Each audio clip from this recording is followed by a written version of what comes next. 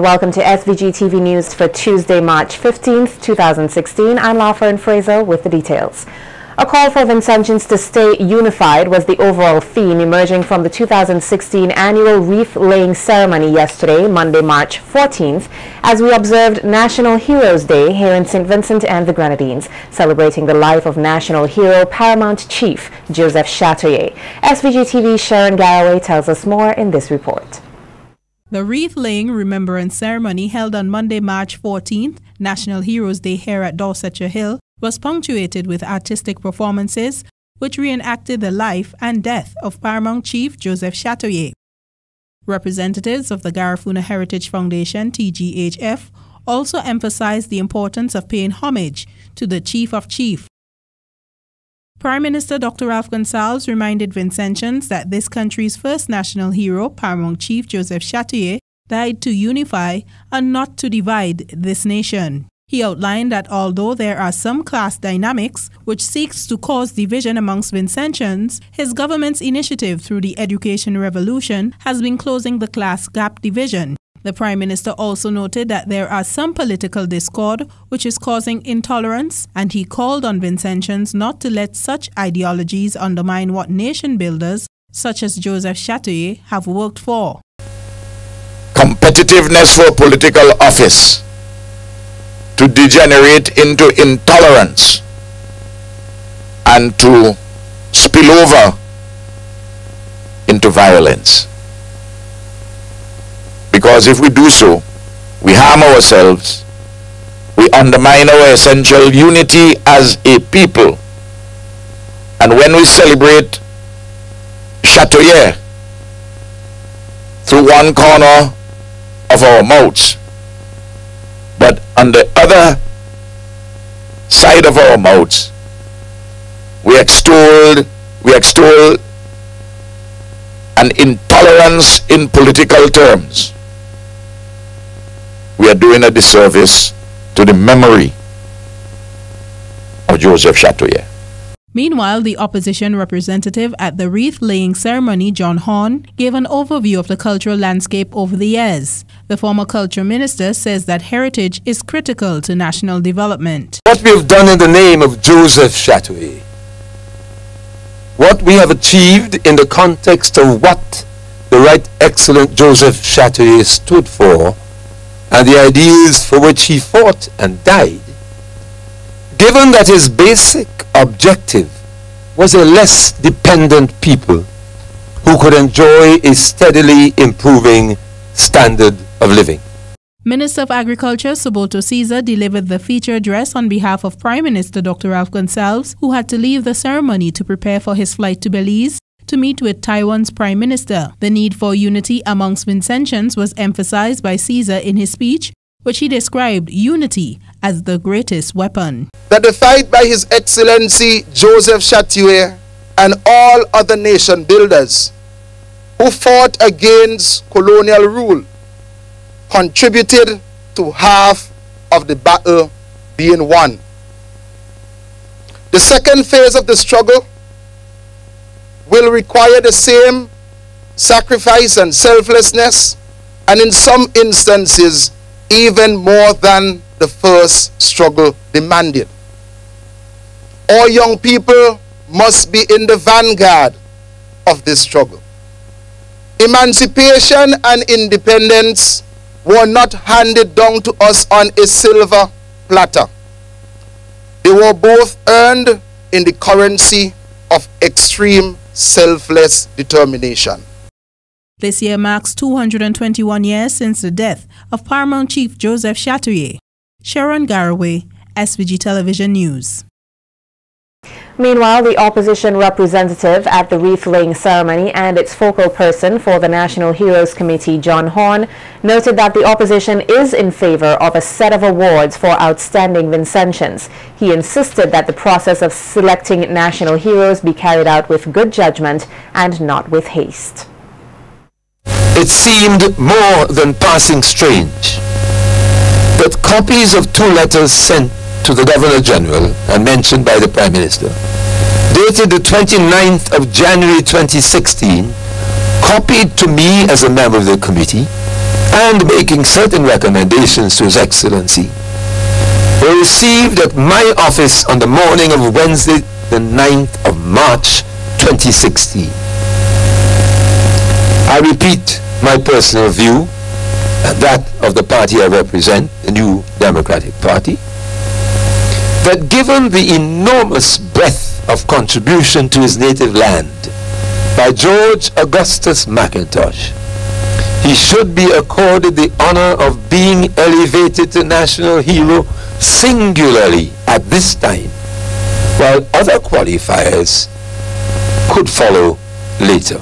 And in the northern part of the island, the Fancy community was abuzz with activities as part of its annual Heroes Day festival.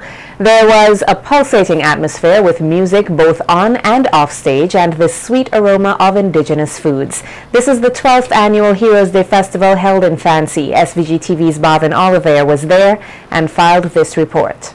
Like all the years gone by, the Fancy Heroes Day Festival 2016 did not disappoint, drawing a wide cross-section of the Vincentian community who usually journey to the small northern village for the indigenous food, the cultural package, and some may say for the lime. Coordinator of the festival, Maxwell Tajoe stated that the purpose of the event is to highlight and preserve the history and legacy of the country's first and only national hero at this time, Joseph Chattier. Well, basically, a festival like this is one where we really should showcase the talent of the children north of the driver. It's a really a foundation for them to get on stage and perform. It's part of keeping the culture and the traditions alive. Our main objective, however, is really to keep the spirit of Joseph Chattier, Carib Chief, first national hero, to always remember that Joseph Chattier fought for St. Vincent and the Grenadines. He defended this land from European colonizers for as long as he could. Okay? And as somebody from the Garifuna community, as people from the Garifuna community, we are proud to be associated with such a great individual. Bringing greetings from Belize was William Caetano, who pointed out that the Garifuna people in his country has for a long time desired to see their homeland, St. Vincent and the Grenadines, and praised national hero Joseph Chattier for fighting to liberate SVG. Chief Joseph Chattier, and as we reminisce on all the good that he tried to do, we can be proud of what we've accomplished here on this island, St. Vincent and the Grenadines. We need to understand that all our lives we have wanted to come see the homeland, St. Vincent and the Grenadines, the land that Chattier fought for, the land that we now all enjoy today and that we are so proud of. A popular indigenous food which is usually present at the festival is made from cassava. Wendy Williams took the opportunity to explain to us how the cassava dumpling is made. You get the sweet cassava, you brine it, and then you season it with coconut, hoshi, nutmeg, a little butter, and sugar and salt to taste. And then you put it in the banana bush, and you put it on the copper for at least half hour. Golden brown. She also expressed a desire to pass her knowledge to future generations. Yeah, it's very good to pass on to the next generation because my mother and grandmother passed it on to me. So I would like to pass it on to others. Anyone who wants to know how, they can just check me out. For SVG Television Evening News, I am Marvin Oliver. On more from National Heroes Day, our news team caught up with several folks at the Fancy Heroes Day Festival who expressed what they enjoy most about the festival. The time I came, I think it was 6 years ago, and I had a good time, and so I try to make it my business every year to come back. And I'm having a good time because you get madongo bakes, you get the cassava bread, and you're able to interact with people, and it certainly reminds me of the whole history of the island, and basically that we need to continue our culture. Okay, so basically that's why I try to come every year. And this year I brought the children with me so that they can get a taste of it also. For all these guys who paved the way for us, you know, like Tajoe, Duvalet and all these other heroes, it's always good to come and support things like this because it's part of our history. You know what I'm saying? It's very important. So that's why I had to come here. You know, because for a good cause, it's heroes.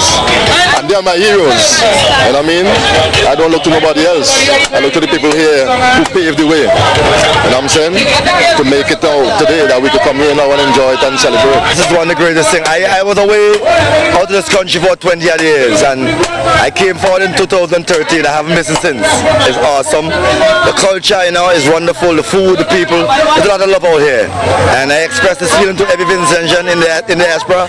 To come home for this time of the year is a wonderful experience. Bring the kids and the folks in the Caribbean or St. Lucia, Trinidad, Barbados who are Vincentian, get here and enjoy this day. It's a wonderful, the food, as to say, the weather, the people, lovely. I don't want to be no other place than here. And peace and love, Rastafari, I live all the time. Last year it had more people than this, but this year it didn't have much, but we're still enjoying ourselves. And this is something you come to every year? Every year, yeah. Once.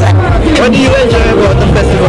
Well, I enjoy everything because I get some of every little thing to eat. The people them is nice, and I always do my business with them. Yes, yeah. Sambising is nice. Sambising is my life. Sambising, I love Sambising. Sambising good, Sambising good. Everybody happy, everybody. Sambising nice. SVG today joined the rest of the world in observance of World Consumer Day. Celebrated annually since 1983 on March 15th, World Consumer Day signifies a collective movement where consumer organizations commemorate world consumer rights by highlighting and addressing issues which affect consumers around the world. Highlighting that consumer issues are considered some of the essential elements of social responsibility. Deputy Prime Minister and Minister of Foreign Affairs Sir Louis Straker noted that this year's World Consumer Day theme, Antibiotics Off the Menu, seeks to create a global appeal for food producers to stop serving meat from animals raised on antibiotics. He outlined that the involvement of multinational food businesses and global food chains is significant, as they are in a better position to evoke change faster than formal legislation. National governments are starting to respond to this impending crisis. The World Health Organization is coordinating its international response through its global action on antimicrobial resistance. Along with addressing overconsumption of antibiotics in human medicine and promoting the development of new drugs, changes in farming practices are on the agenda of policymakers everywhere. Government actions alone may not be enough. Businesses, civil society, and consumers will need to play a critical role. Sir Louis outlined work being done by the Consumer Affairs Division within the Ministry of Foreign Affairs along with other stakeholders to reinforce the 2016 World Consumer Day theme and objectives, noting that there will be continued efforts to ensure that rights of consumers are maintained in SVG. Sir Louis further spoke of the need to build awareness among Vincentians on the issue of consumer affairs. To further enforce the rights of the consumer, the Ministry will be consulting with stakeholders to complete all the processes required to give legal effect to the draft Consumer Protection Bill. The Ministry encourages everyone to join in the celebrations and to participate in the planned activities to commemorate World Consumer Rights Day. In addition, the Ministry urges consumers to read all labels before purchasing. We need to raise consumer awareness about threats of antibiotic resistance to maximize the power of consumer voice. We need to publicize antibiotics off the menu on social media and to educate the public. It should not take the emergence of yet another vector-borne disease such as Zika or chikungunya to reach the understanding that SVG is poorly prepared for their management. The point was made by general medical practitioner Vincentian Dr. Wayne Murray, who was a panelist on Sunday's Hits Talk program, which discussed the topic of how the threat of Zika has brought focus on the degradation of the environment. Dr. Murray says that currently SVG is playing catch-up since it seems the efforts made in the past to deal with the issue of mosquito and vector control has not been successful at this point.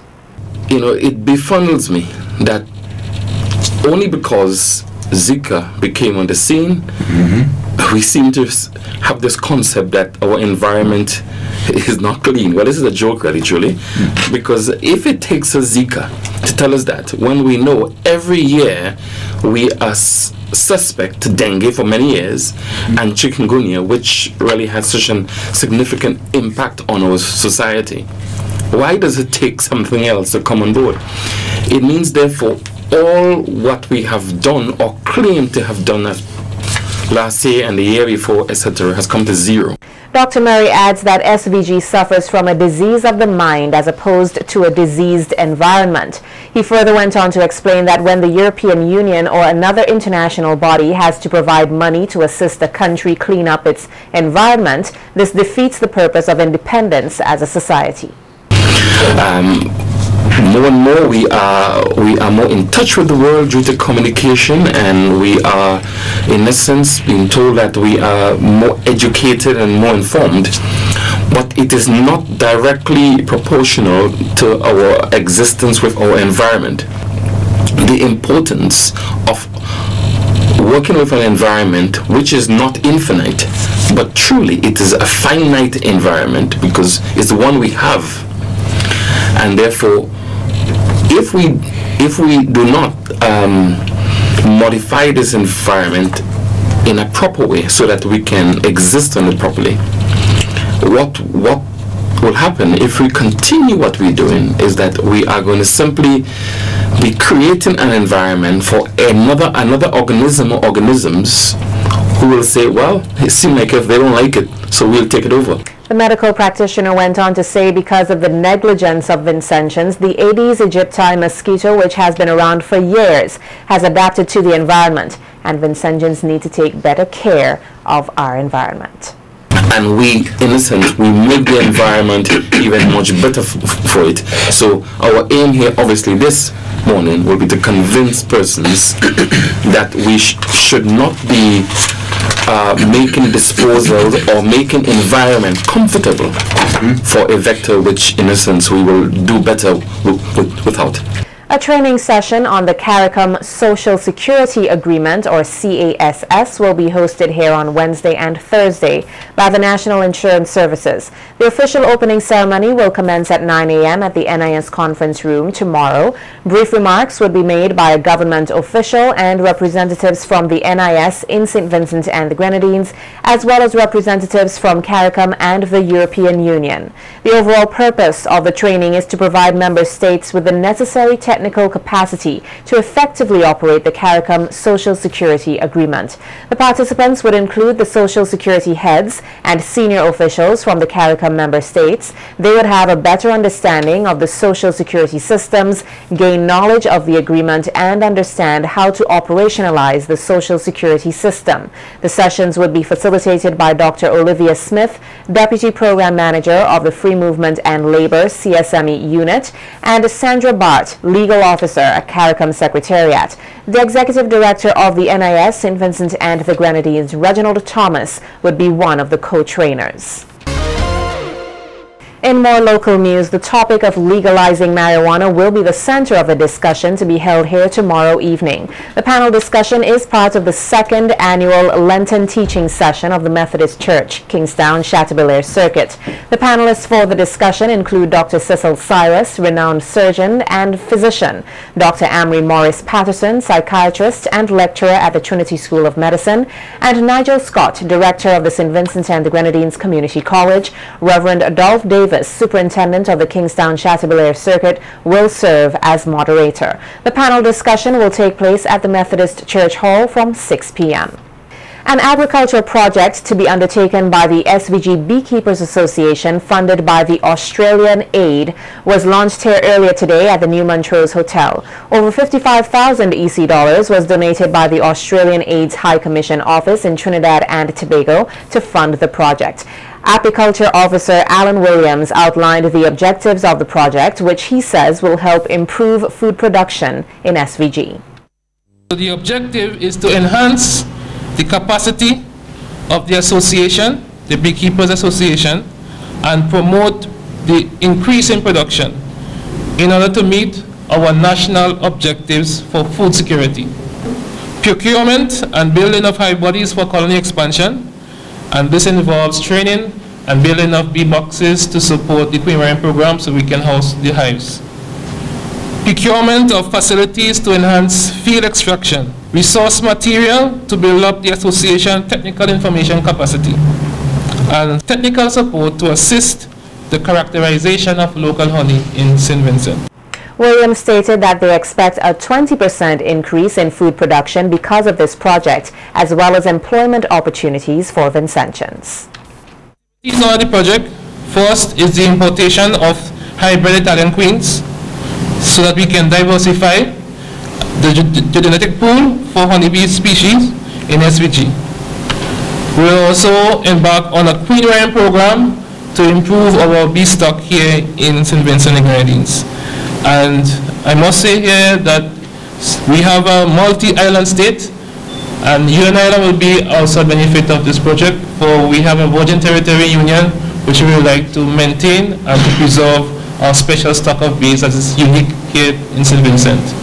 Minister of Education St. Clair Jimmy Prince is of the view that low levels of skills mitigate against the ability for the poor, particularly the youth, to secure gainful employment. Speaking at the recent launch of the Access to Another Nexus in Education program, or ANEW, Prince said the initiative is in keeping with the general philosophy of the government to make education acceptable to all for living and production, and at the same time provide a vehicle or a pathway out of poverty.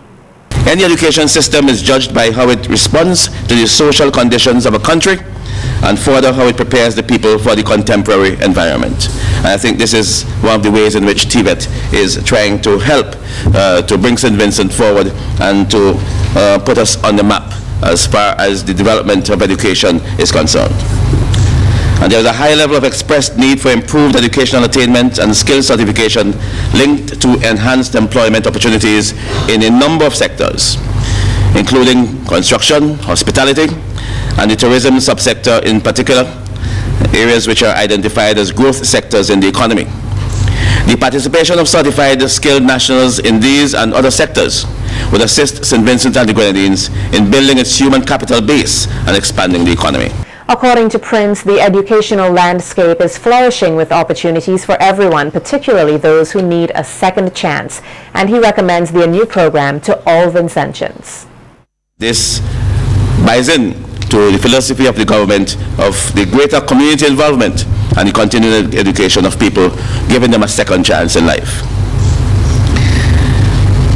The ANEW program provides financial and social support for unemployed in and out of school at risk male and female young adults. Specifically, the program provides finance and support to trainees unable to finance their attendance in the technical institutes, dropouts and uncertified school graduates, single parent mothers, fathers who are unable to finance further training, household heads with no certifiable skill and or low skills levels at risk youths and adults. This must be an exciting time, and I hope that people who are willing to enhance themselves, who are willing to develop themselves, know of what is going on here. A lot is happening in TVET, a lot is happening in education, and I would challenge the people who are running this program to ensure that the entire country knows about this and understands it and takes advantage of it. In keeping with their commitment to offer quality service to the people of SVG and create awareness on illnesses affecting members of the Vincentian public, the Lions Club South hosted on Saturday their annual health fair at the St. James School of Medicine in Arnottsville. Pointing out that the issue of health remains at the top of the organization's agenda, President of the Lions Club South, Michael John, thanked the St. James School of Medicine for their involvement in the fair. tests on HIV, blood sugar testing. Also, we'll be having a talk on Zika. As you know, Zika is wreaking havoc in the region. Luckily for us in St. Vincent, we haven't reached that stage. So we are putting measures in place, and we're going to use as much of our resources possible to see how we can help to combat this disease. So this is only the first initiative in terms of sensitizing the people in the area and educating them about Zika. Let me take this opportunity to thank the St. James School of Medicine. As you can see, there's a team of doctors here, trainees, and maybe doctors also. And they will be assisting us today and helping us with the screening of the patients. Noting that diabetes, hypertension and heart disease are the 3 leading causes of death among Vincentians. Principal of the St. James School of Medicine, Dr. Murray Croster, said persons must gain education on these diseases and learn about ways to combat them. If we eat bad, if we drink bad, we'll end up in bad health. So you tell me what you eat, I'll tell you what you are. It's as simple as that. Therefore, these health fair, whatever organized by jointly by Lions Club mainly and St. James School of Medicine, basically we have 2 components. One is screening. The second one is education, because education is important part. So I urge the Lions Club to come up with more such programs, and we are more than willing to partner with the Lions Club. Our mission says that we have a commitment towards the community. So this helps in both ways. So our students get a chance to talk to people, understand their culture, understand the health concerns. At the same time, they are learning. Senior prosecutor at the Serious Offences Court, Adolphus Delpesh, is of the view that when persons commit offences by way of using a cutlass, the court needs to send a clear message to the society that such actions must stop. He made the point recently before Chief Magistrate Rayshan Brown after Kawani Phillips, a resident of Kingstown Park, was convicted on a charge of grievous bodily harm upon Clifford Roberts of the same address on October 14, 2015. Roberts reportedly sustained 2 cutlass wounds to the arm on the date in question during an incident which occurred at the home of his former common-law wife at Kingstown Park. Roberts is said to have spent approximately 1 month at the Milton Cato Memorial Hospital nursing his injuries. Phillips was on Friday sentenced to a month's jail term. Radio announcer Colin Hitman Graham has issued a statement to the public concerning his detention last Friday on the 11th of March 2016, in which he was slapped with 5 charges. Graham was at the time involved in a protest action by the group of citizens calling themselves We the People. In the press release dated today, Tuesday, March 15, 2016, Graham thanked the people of St. Vincent and the Grenadines for their show of support and solidarity following his detention and release around 8 p.m. last Friday. Graham said the incident has strengthened his resolve to continue being a voice that seeks to echo the dreams and aspirations of Vincentians. He claimed that he was targeted since the night before the incident during a radio discussion where he called for Vincentians to become more vigilant and to stand up to what he termed as creeping dictatorship. The radio announcer is of the view that democracy is at risk and called on Vincentians and the rest of the world to take note. Graham appeared before the Serious Offences Court this morning to answer the charges, which he pleaded not guilty to. He is set to return to court on May 4th, 2016.